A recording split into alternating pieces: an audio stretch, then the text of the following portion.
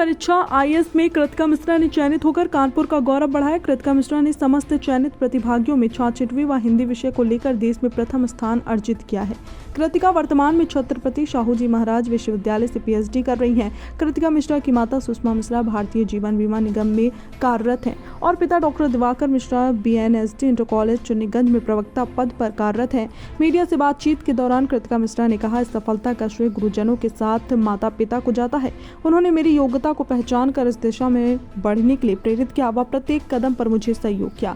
मेरे प्रेरणा स्रोत डॉक्टर अंगद सिंह, उनसे ही मैंने अनुशासित दिनचर्या व कठोर परिश्रम की प्रेरणा प्राप्त की है।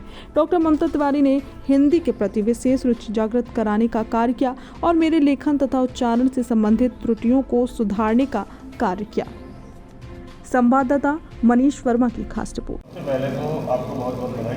धन्यवाद। दूसरी चीज़ ये कि ओमकारेश्वर परिवार कहाँ तक आपके इस सफर के लिए सहायक सिद्ध हुआ और इसमें आपकी माता पिता का क्या योगदान है? सर्वप्रथम मैं जो ओमकारेश्वर शिक्षक परिवार है उसका बहुत बहुत धन्यवाद देना चाहूँगी। आरंभ से ही डॉक्टर अंगद सिंह जी ने अनुशासन का जो पाठ पढ़ाया, समयबद्धता का, समय के साथ कार्य करना और पूरी मेहनत से कार्य करना, किसी कार्य को अधूरा न छोड़ना, ये सब कुछ आदरणीय डॉक्टर अंगद सिंह जी ने सिखाया। किस तरह से मैनेजमेंट करना है।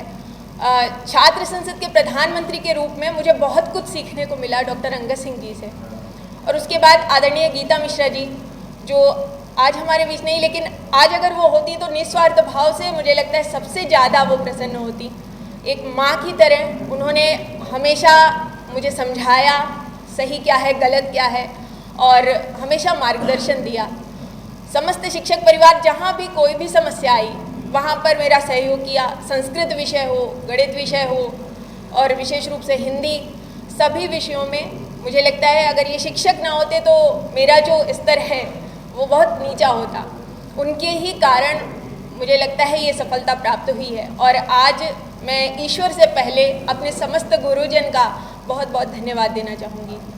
हिंदी माध्यम की विद्यार्थी काफ़ी क्लिष्ट भाषा भी है, जैसा कि कहा जाता है अंग्रेजी की अपेक्षा।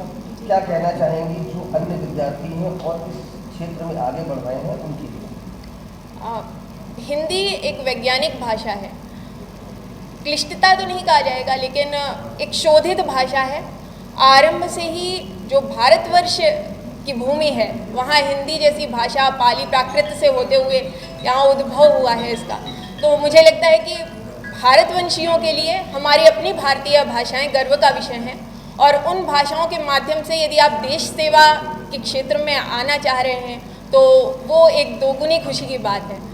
कहीं भी ऐसा नहीं है जैसा मार्केट में कहा जाता है कि हिंदी माध्यम या भारतीय भाषाओं के संदर्भ में यूपीएससी की तरफ से किसी तरह का कोई भेदभाव होता है। ये पूरी तरह से अनर्गल बातें हैं। आप पूरे कॉन्फिडेंस के साथ भारतीय भाषाएं, चाहे मराठी हो, गुजराती हो, तमिल भाषा हो, साउथ की भाषाएं हो या फिर हिंदी भाषा हो, अपनी भाषा में अपनी तैयारी करिए, अपनी शिक्षा पूरी करिए। और मुझे लगता है कि जितने भी संस्थाएं हैं उन्हें भी आगे आना चाहिए भारतीय भाषाओं के पुष्पन पल्लवन के संदर्भ में। वार्षिक रणनीति तैयार कर लें और उसके बाद फिर उसको मासिक और दैनिक में कन्वर्ट कर लें। प्री, मेंस और इंटरव्यू, ये 3 चरण होते हैं यूपीएससी परीक्षा में। तीनों की कॉम्प्रिहेंसिव एक साथ तैयारी करनी चाहिए और जिस भाषा में आपकी अभिव्यक्ति अच्छी हो उस भाषा को ही अपना माध्यम बनाना चाहिए।